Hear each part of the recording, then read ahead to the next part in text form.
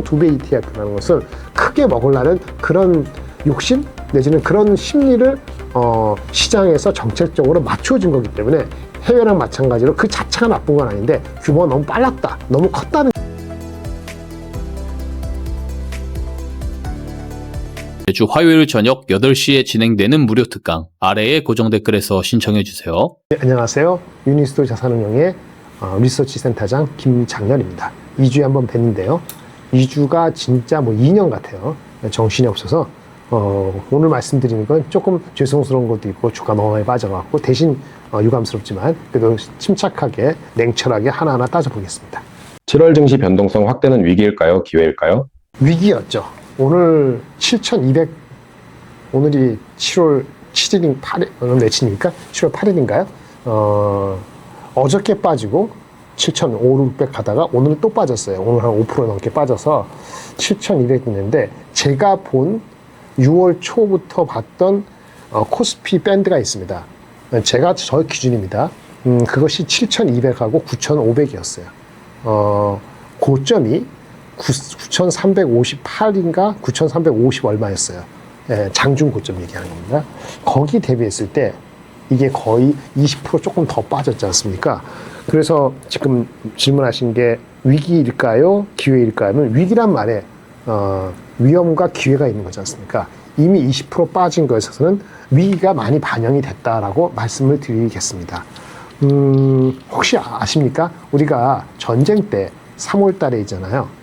코스피가 2월 27일 대비했을 때 3월 31일이 아마 저희가 바닥이었던 것 같은데 고점 대비 하락률이 19% 빠진 걸로 기억하고 있습니다.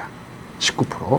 그런데 어저께 오늘 녹화하기 전날 나중에 우리 편집해 주신 분이 해주셨는데 오늘 녹화하기 전날 18.5%가 빠졌어요. 그러네. 그럼 지정학적 위기가 최고조로 있었던 3월 말에 고점 대비 빠진 그 하락률하고 녹화하기 전날 빠진 하락률하고 거의 19% 비슷하네. 근데 오늘 왜 빠졌을까? 좀 자율적으로 반등하는가? 무조건 그런 거 아닌데 오늘도 조금 빠질 수는 있었어요. 미국장에서 반도체가 빠졌기 때문에 7월 8일 오늘 5% 좀 더 빠진 거는 또다시 호르무즈 해협에서의 공격 이런 거에 심리적인 압박이 있었는데 이것도 있습니다. 어쨌든 핵심은 아주 최근에는 수급이 아주 엉망이 됐어요. 이거를 2배 ETF의 영향이라 보는 겁니다. 3월 달에 지정학적 리스크로 미국-이란 전쟁이 났을 때 빠진 19% 빠지고 올라왔잖아요. 근데 그때랑 지금이랑 다른 게 뭐죠? 그때는 지정학적 리스크 전쟁이었어요. 어떻게 보면 외부 변수 중에서 그것만 해결되면 해결될 수도 있고 그런 거였죠. 지금은 빅테크들의 뭔가 노이즈, 뭔가 반도체를 너무 비싸서 그 다음에 쟤네들이 펀딩을 못할 수도 있고 여러 여건, 반도체에 대해서 안 좋게 생각하는 거죠. 불편하고 이런 여파들 여러 가지 게 있기 때문에 여러 가지 다 말씀드리긴 어렵지만 하여튼 반도체 가격이 오른 거에 대한 불편한 거 그런 그 콜들이 그래서 빅테크로 가라 메모리 팔고 이런 콜들도 외국에서 나오잖아요. 이런 기본적인 게 지정학적 요인보다 어떻게 보면 더 심각할 소지가 있는 거죠. 근데 그것만 가지고도 주가가 더 빠진다고 볼 수는 없는데 대한민국이 3월달보다 5월달, 6월달에 올라갈 때 큰 역할을 했던 올라갈 때 큰 게 뭐죠? 2배 ETF예요. 2배 ETF가 3월달에 없었잖아요. 이번 달은 지난달까지 있었단 말입니다. 그게 올라갈 때 추정하고 내려갈 때 또 추정하기 때문에 하락할 때 더 하락한다. 한마디로 2배 ETF로 인한 수급의 악화가 심리하고 겹쳐서 내려갔다. 이렇게 말씀을 드려서 그러면 거꾸로 그럼 그렇게 빠져서 얼마까지 빠질 수 있냐 했을 때 과거에 말이죠. 3월 달에 미국에 상장되어 있는 대한민국을 추정하는 ETF가 EWY라고 있습니다. 블랙락이 운영하는 EWY 블랙락 ETF가요. 고점에서 빠질 때 23% 빠지고 반등했어요. 23% 기억하세요? 23%면은 우리가 최근에 코스피가 6월달 중에 고점일 때 대비 9,350 매칭을 갔을 때 그거 곱하기 0.77배를 하면 그게 7,200 몇십이 나옵니다. 그 7,200 몇십이 오늘 거의 종가하고 같은 거지요. 그래서 ETF를 감안하더라도 심리적으로 많은 것들이 상당히 반영됐기 때문에 좀 지나가서 보면은 그렇다고 이게 거기 갔다고 해서 23% 빠졌다 해서 바로 반등이 V자 반등을 한다거나 그거를 개런티할 수는 없어요. U자가 될 수도 있고 시간이 더 걸릴 수도 있고 한 번 더 올라가다가 페이크처럼 내려갈 수도 있어요. 하지만 조금 길게 보면은 아마도 지금은 저점에서 공포에서 파는 게 아니고 오히려 용기를 낼 수 있었으면 좋겠다라는 얘기입니다. 그런 기회였다는 거죠. 근데 기회를 잡았을까 못 잡았을까 보면은 보통은 그렇게 빠질 때 현금이 없어요. 그렇습니다. 그래서 현금을 평상시에 갖고 있는 거 오늘도 말씀드리겠는데 항상 30% 정도는 그렇죠. 30%는 그냥 기본적으로 가져간다는 생각이 있어야지 오늘같이 극단적으로 빠졌을 때 용기를 낼 수 있다. 이렇게 말씀을 드리겠습니다. 삼성전자 실적 발표 후 급락은 매수 기회로 볼 수 있을까요? 그 삼성전자가 역대급 거의 90조, 실적 89조 4천억을 발표했습니다. 그리고 오늘 7월 8일 날 아침에 나와보니까 증권사가 다 자기 업데이트 했더라고요. 제가 대충 이렇게 봤는데 3분기 실적 그리고 4분기까지 합한 27년도 토탈 전반적인 영업이익이 당초 예상보다 더 높아졌어요. 3분기 이익은 낮은 것이 110조, 보통은 120 몇 조 돼. 그리고 아까 89조, 120 얼마, 그래서 4분기도 올라가서 전체적으로는 거의 300조 후반, 거의 400조 가까이 되는 것이 새로운 컨센서스화 돼 있습니다. 그 실적에 대한 전망은 좋아진 거예요. 그리고 내년 실적, 올해가 400조 가까이인데 내년 실적에 대해서는 그 애널리스트 말을 믿어도 안 되는 게 아니고 지금의 분위기가 그렇다는 거죠. 보통 500조는 넘는 것 같고 500 중반까지도 그러니까 올해보다 한 40% 정도 또는 30% 이상, 30% 이상 성장하는 것이 컨센서스인 것 같습니다. 그러면 주가는 왜 이 모양일 거리냐? 그 중에서 나쁜 콜이 두 군데 나왔습니다. 안 좋은 콜이. 국내에서는요, 목표 주가 하향이 오래간만에 나왔어요. 전부 다 50만원, 55만원 같지만, 어느 증권사인지 제가 뭐 굳이 얘기 안 하는데, K증권사는 좀 낮춰서 39만원? 36만원? 하여튼 40만원 안 되는 목표 주가로 하향을 했습니다. 그런데 거기에 목표 주가 하향 게 중요한 게 아니고, 왜 하향했느냐? 반도체 가격이 4분기부터 빠진다고 봤어요. 그럼에도 불구하고, 그러니까 그 예외적인 케이스지만 4분기 빠진다고 본 분의 뷰에도 불구하고 이분도 내년도 27년도는 올해보다 어느 정도 성장해서 500 몇 점은 아니더라도 올해보다는 성장한다고 보고 있어요. 무슨 얘기냐? 반도체 가격이 빠지기 시작하더라도 그게 어떤 이익에 큰 영향을 줄 정도로 그렇게 과격하게 빠질 거라고 보지는 않는 거죠. 하지만 반도체가 지금 뭐 분기별로 100%, 80% 이번 분기에 한 50% 올랐다고 하고 2, 4분기에 3, 4분기에는 15%, 20% 얘기하고 있고 4분기가 아까 이슈라 했잖아요. 어쨌든 올라왔기 때문에 올라오다가 방향을 트는 것처럼 실제 일부 얘기하는 것처럼 그게 발현되면은 주가는 올라가기 어렵습니다. 지금은 올라가는 정도가 아니고 반도체가 한번 빠지면 주구장창 빠질지도 모른다는 두려움까지 겹친 것 같아요. 이 포인트에서 우리 반도체를 보는 사람들은 야, 장기 공급계야, 롱텀 어그리멘트를 비중을 20%, 30% 높이려고 하는데 이게 되면은 27년, 28년 가서 어느 순간에 공급이 늘어나서 반도체 수급이 완만해져서 가격이 언젠가는 하락할 겁니다. 근데 하락하더라도 하락의 정도를 굉장히 낮게 방어할 수 있다는 것이 LTA 효과라고 우리 증권가에서 얘기하는 컨센서스이거든요. 이거 기준으로 따지면 올해 400조 가까이 영업이 내년에 뭐 500조가 될지 550조 모르지만 그렇다 해서 28년도에 영업이익이 300조 이하 다시 도로함을 터올 것이냐 여기에 있어서는 대체적으로 10명에 8명은 그렇게 급격히 하락하지 않을 것이라는 얘기를 하고 있어요. 이게 증권가 얘기인데 다시 결론적으로 그럼 왜 하락했느냐? 제가 봤을 때는요. 미국에서 반도체 주식보다는 당연히 걔네들의 시가총액이 큰 빅테크 주식이 중요하거든요. 빅테크가 시가총액이 약 24, 5조 달러 됩니다. 이 빅테크라는 것은 우리가 아는 M7에다가 그 다음에 우리 최근에 상대는 스페이스X까지를 8개의 큰 기업이죠. 엔비디아도 포함되어 있고 애플, 마이크로소프트, 알파벳 다 있는 거잖아요. 이게 중요해요. 반도체는 마이크론, 샌디스크, 그 다음에 어플라이 머티리얼즈, ASML 등등 해서 장비업체 포함해서 필라델피아 반도체에서 엔비디아 빼고 순수하게 반도체라고 생각하는 것들의 시가총액은 아까 말한 빅테크, 빅 A사에 대비했을 때 4분의 1, 5분의 1밖에 안 됩니다. 즉 빅테크가 반도체보다는 미국 시장에서의 시총은 4배 이상 5배 정도 높다는 거죠. 그 얘기인 즉 미국 시장에서의 바라볼 때 투자가들이나 미국 시장을 운영하는 경제를 바라보는 입장에서는 반도체 가격이 너무 많이 올라서 빅테크들한테 부담되는 이 형국에 대해서 참기가 어렵거나 짜증나거나 아니 불쾌하거나 좀 불편한 거예요. 이 여러 가지 섞여 있습니다. 그러다 보니까 지난달부터 6월달부터 그런 미국 현지 로컬콜은 이런 게 나왔죠. 메모리 팔고 빅테크를 사라. 왜?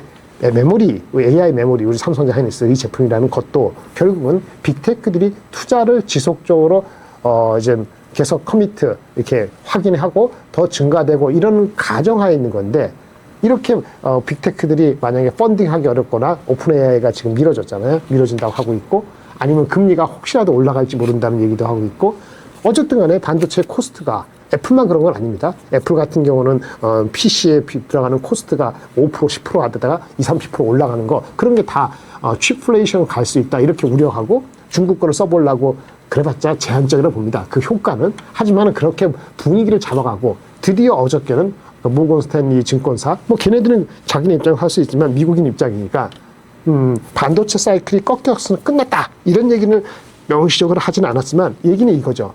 메모리보다는 빅테크가 더 편하다. 빅테크가 투자 안 하면은 꽝이다. 빅테크가 투자 안 한다는 건 아니지만 그런 우려가 시장에 반영될 소지가 있기 때문에 메모리 주식을 더 산다는 거는 좀 리스크다 이런 식으로 얘기를 했다는 거예요. 그런 아까 모건 스탠리 일부에서 반도체 가격이 올해 연말부터 내려갈 수 있다는 거 저는 내려가더라도 그것이 상당히 의미 있게 내려가기는 상당히 제한적이다. 그렇죠. 왜? 반도체 생산 늘어나는 속도도 그렇고 HBM이 늘어나면은 HBM 때문에 일반 D램을 많이 안 되는 것도 있고 아까 말한 것처럼 LTA 비중 때문에 가격이 30% 50% 빠지려 하더라도 그걸 프로텍션 하기 때문에 과거하고 비슷한 사이클이 온다고 지금 너무 겁내서 도망가는 건 조금 이상하다라는 생각이 드는 건데 외국인 입장에서는 삼성전자의 높은 실적을 이렇게 보는 거죠. 야, 2분기에 90조 나왔어. 3분기에 그래 120조 나올 수 있지. 4분기에 130조 나올 수 있지. 근데 또 이렇게 보는 사람도 있습니다. 전년 동기 대비 성장률은 2, 4분기가 피크다. 피크라는 게 뭐냐? 2, 4분기가 작년 2, 4분기가 워낙 안 좋았기 때문에 성장률은 가장 높은 거고 당연히 89조, 90조에서 3, 4분기가 120조, 4, 4분기가 130조 되더라도 점점 성장률은 둔화되는 거 맞잖아요. 그거를 포인트아웃 하는 사람이 있더라고요.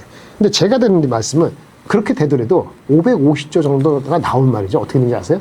520조 나오면은 520조 내년에 영업이 한 분기에 130조가 꾸준히 나온다고 가정하면은 어닝 파워가 오늘 7월 8일 날 하락한 거 빼고 어제 종가 기준으로 삼성전자가 PER이 4.6배, 4배 중반? 4배 중반도 안 되는 것 같아요. 그러니까 무슨 얘기냐? 그렇게 사이클이 온다 하더라도 4배 초중반이 되는 지금 주가는 삼성전자가 좀 많이 과하게 매도돼 있다라고 보여집니다. 아까 그래서 시장은 반응을 한 거는 헤게모니 싸움이다. 빅테크들은 반도체 가격 올라가는 거 싫어한다. 거기에 대한 전체적인 분위기를 그렇게 잡아가는 거고 또 하나 빅테크들이 뭐라 그랬습니까? 최근에 메타 같은 경우가 뭐 임대 사업을 한다. 데이터 센터 이거를 나쁘게 해석을 했단 말이에요. 왜? 남아 돌아가니까 GPU가 남아 돌아가니까 외부에 판매하려는 거 아니냐. 근데 그거는 사실은 하나만 알고 둘은 모르는 거죠. 뭐냐? 임대 사업을 하겠다고 지금 임박한 것도 아니고 자기네 코어, 핵심하고 있는 내부 사업이 어드밴스드 GPU를 충분히 하고 그 다음에 남아있는 구닥다리 상대적으로 GPU를 활용하기 위해서 임대 사업을 할 필요가 있으면 하겠다는 거니까 걔네들이 이 말만 가지고 메타가 캐펙스를 어떻게 뭐 축소하거나 원래 1,500억 달러에서 1,700억 달러 가기로 한 거를 늦추거나 이런 얘기하고 지금 결부질 수는 없거든요. 그럼에도 불구하고 그렇게 해석을 한 겁니다. 그래서 빅테크들의 투자에 대한 지속성에 대한 아니면 우리가 원래 기대했던 거에 대한 혹시 흔들림 이런 거에 대한 두려움이 한꺼번에 밀려들었기 때문이고 이거에 대한 해답은 7월 마지막 주에 여러 빅테크 메타를 포함해서 메타는 29일인데 걔네들의 투자 설명 IR을 통해서 직접 들을 때까지 사람들이 설왕설래한 것 같죠. 근데 지금 주가 많이 빠졌잖아요. 그런 거를 우려를 해서 빠졌기 때문에 물론 제가 초반에 그 생각했던 거는 목표 주가 애널리스트 평균 한 40만 원 초중반에서 0.7배면은 31만 원 뭐 초중반이면은 접근에 들어갈 수 있다. 못 사신 분들은 뭐 0.7배 정도 31만 원 초중반에서 접근에 들어갈 수 있다 봤는데 그렇게 몇 번, 한 10번 정도 접근했더라도 오늘 28만 원 가면 손해가 나셨을 것 같아요. 그거는 유감스럽게 생각합니다만은 지금 주가에서 손절매 레벨까지 간 게 아니면은 기다리시는 것이 낫다라고 말씀을 드리겠고요. 하락을 매수 기회로 봐도 되는가? 매수 기회로 삼을 수 있는 분은 매수 기회로 삼는 것이 맞고 여기서 파는 거는 실질적인 실익이 없다라는 말씀을 드리겠습니다. 삼성전자, SK하이닉스 두 배 레버리지. ETF가 왜 변동성 우려를 키우고 있습니까? 일단요. 그러니까 레버리지 ETF는 우리만에 있는 건 아닙니다. 근데 문제는 삼성과 하이닉스의 이 두 배 ETF의 규모 있잖아요. 그 사람들이 올 시점 몰린 규모가 너무 커요. 일단 하이닉스가 큽니다. 올 6월말 기준 하이닉스가 삼성보다는 레버리지 상품에 들어온 그 돈 규모가요. 한 50% 이상 하이닉스가 많습니다. 그리고 그 하이닉스가 또 뭐 애플이나 뭐 테슬라 있잖아요. 얘네보다는 2배, 3배 많아요. 레버리지 사이즈가 너무 커. 우리나라 시장 사이즈 대비해서 너무 크다는 얘기예요. 그게 문제입니다. 그럼 그걸 누가 사느냐? 개인도 사고 기관도 샀겠죠. 그러면 두 배 하는 이유가 뭐죠? 좋아질 때 크게 먹으려고 하는 거잖아요. 하이닉스 200몇십만 원 주고 사는 것보다는 그 몇만 원 안 내려가는 게 훨씬 가볍고 사기도 편하고 그렇지 않습니까? 그러니까 장이 올라간다고 봐서 베팅할 때는 그게 레버리지의 긍정적 효과죠. 근데 전체 규모가 워낙 크다 보니까 반대로 방향을 틀면 덜 빠져야 될 것이 무지막지하게 빠지는 이런 효과가 나는 겁니다. 한마디로 규모가 한국 시장 사이즈 대비해서 너무 컸다는 것이 가장 큰 겁니다. 그리고 이거를 어떻게 그래서 여러 가지 규제를 한다든지 투자하는 사람들의 어떤 자격 아니면 여러 가지 상태의 얘기가 나오고 있는데 뭐가 더 옳은 방법이고 현실적이 될지는 모르겠습니다만 규제를 하면은 이전보다는 많은 사람이 못하고 하면은 그게 좀 빠지겠죠. 빠진다는 게 그쪽으로 돈이 좀 덜 들어가겠죠. 그러면 그 돈 덜 들어가는 것이 다른 섹터로 갈 수도 있겠고 그냥 본주에 들어갈 수도 있겠고 하겠습니다만은 기본적으로 2배 ETF라는 것은 크게 먹으려는 그런 욕심 내지는 그런 심리를 시장에서 정책적으로 맞춰진 거기 때문에 해외랑 마찬가지로 그 자체가 나쁜 건 아닌데 규모가 너무 빨랐다, 너무 컸다는 게 문제이기 때문에 시간을 두고 이거는 좀 뭐랄까 우리 그 풍선 같으면 풍선에서 공기 빼듯이 살살살살 빼야 됩니다. 안 그러면 진짜 이렇게 가다가는 큰 이슈가 계속 더 커져요. 주가가 계속 오를 수는 없으니까요. 그런 측면에서 좀 우리가 교훈을 삼아서 최악의 시나리오의 우려는 있었는데 그래서 나온 얘기고요. 우리 규모를 좀 줄이거나 아니면 시간이 걸리거나 이렇게 판단을 할 수밖에 없습니다. 시간 무조건 기다릴 수 없잖아요. 얼마나 많은 피해가 있으니까 적절한 규제가 뒤따라야 된다고 봅니다. 소외주를 정리하고 반도체로 갈아타는 전략은 어떻게 보십니까? 참 어렵죠. 반도체만 빠진 게 아니고 소외주는 더 빠졌으니까 소외주를 하는 것들은 우리가 아는 실적도 나오는 변압기도 그렇고 조선주는 하나오션 그 이슈가 아니더라도 미리 빠진 상태에서 하나오션이 그거 잃은 것도 있고 놓친 것도 있고 이거 엄청난 겁니다.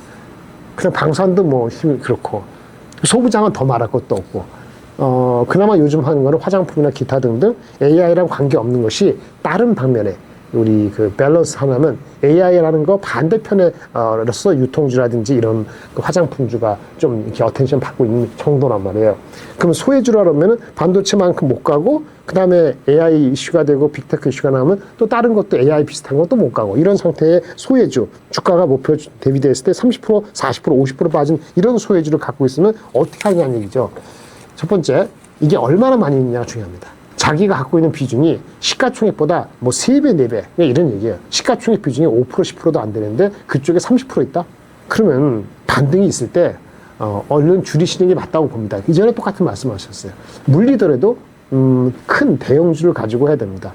아니면 대형주가 이미 게임이 끝났다. 여러분이 개인적으로 판단하셨을 때 그렇게 생각하시면 현금을 아까 보통씩 얼마라 했어요? 30%라는데 50%를 채우는 게 맞죠. 50% 이상. 반도체가 없다 보면은 제가 봤을 때는 소외주는 올라올 때 올라오지 않으면 어떡하냐? 올라오지 않는데 다른 섹터가 간다? 그럼 다른 섹터로 갈아타는 것이 맞다고 본다는 것이 기본적인 입장입니다. 대규모 AI 반도체 투자로 가장 큰 수혜가 기대되는 소부장 기업은 어디입니까? 아직 보유하지 않는 투자자라면은 저점 분할 매수 들어갈 수 있는 영역에 왔다고 봅니다. 근데 저점 매수가 우리가 반도체 사이클이 끝났다고 하지 않더라도 아까 말씀드린 헤게모니의 싸움 보트고 미국에서 그렇게 안 좋게 보고 그렇죠. 빅테크가 7월 말에 빅테크가 무슨 말을 할지 그 7월 말까지 가봐야 되는 거기 때문에 매수를 하더라도 그 규모나 아니면 포션을 내가 쓰고 싶은 거에 100%를 지금 10번 나눠 산다? 10번이 7월 말 이전에 이런 식으로 말씀드릴 수는 없어요. 그러니까 빅테크의 빅마우스가 무슨 얘기 하는지 바라보고 할 것이냐, 보기 전에 할 것이냐, 이게 판단이 있어야 됩니다. 보고 한다면은 매수 타이밍을 노리되 좀 미루거나 지금 매수하는 비중은 좀 적게 천천히 들어가는 게 맞고요. 빅테크는 결국은 투자를 안 할 수가 없어. 기호지세야. 물론 미국이 금리를 올린다 그러면 조금 꺼리꺼려요. 그러면 그래 미국이 금리 올릴 수도 있다? 지금은 요즘은 금리가 올릴까 말까 왔다 갔다 하다가 오늘 전쟁이 또 일어난다 그래서 또 흔들리는 것 같은데 그게 헷갈리면 그래 6월 말까지 7월 말까지 기다려야 돼 말아야 돼. 근데 반만 헷갈리니까 반만 믿자. 이런 식의 자기 로직이 갖고 있어야 돼요.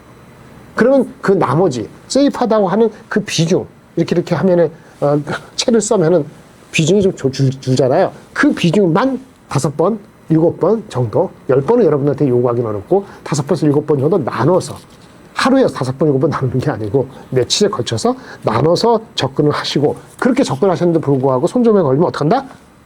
타이밍이 틀렸다 하고 교훈을 삼고 물러나시면 되겠습니다. 현금 5천만 원으로 주목할 반도체 소부장 탑3는 무엇입니까? 이게 삼성가이닉스가 워낙 많이 빠졌기 때문에 소부장에 갈 여력이 없어요. 솔직히 말씀드렸대요. 대부분 목표 주가하고 괴리가 아주 많이 빠져갖고 괴리가 상당히 다시 또 벌어진 것도 있습니다. 잘 찾아보면 있을 것 같아요. 있을 것 같은데 흔히 여러분들이 아는 거, 뭐 제가 이거 추천드리는 아는 거, 증권회사에서 삼성자이닉스가 계속 고공행진한다고 가정하고 모든 것이 좋다고 얘기했을 때 그때 목표 주가 근처에 갔을 때 갈만하다고 얘기했던 탄탄한 주식 기술적으로 뭐 또 서방 어디 뭐죠? 우리나라 3대 메가 프로젝트로 반도체 한다. 이런 것까지 뭐 약간 설레게 만든 그 내러티브, 그건 실체라기보다는 내러티브에 더 가깝거든요. 이런 것들이 올라갔을 때 주가, 실력 있는 거, 그런 것들은 보통 테스, PSK 홀딩스 이런 것들이 있어요. 근데 밸류가 많이 갔었어요. 그 갈 때 얼마 전, 몇 주 전에. 넘버로 간 게 아닙니다. 그냥 조정을 받을만 했고요. 삼성하이닉스가 붕괴 직전까지 가는데 그런 주식들이 무슨 수로 밸류가 20배, 30배인데 어떻게 버티겠습니까? 내려가는 게 맞죠. 탑3 시장이 안정되고 나서 시장에 가면은 삼성가이닉스가 안정되고 나서 다시 보는 것이 필요할 것 같고요. 제가 앞전에 말씀드린 그런 종목들이 기술력으로는 안정된다. 밸류에이션은 아직 모르겠다. 싸졌는데 삼성하이닉스 싸졌기 때문에 이렇게 말씀드리겠습니다.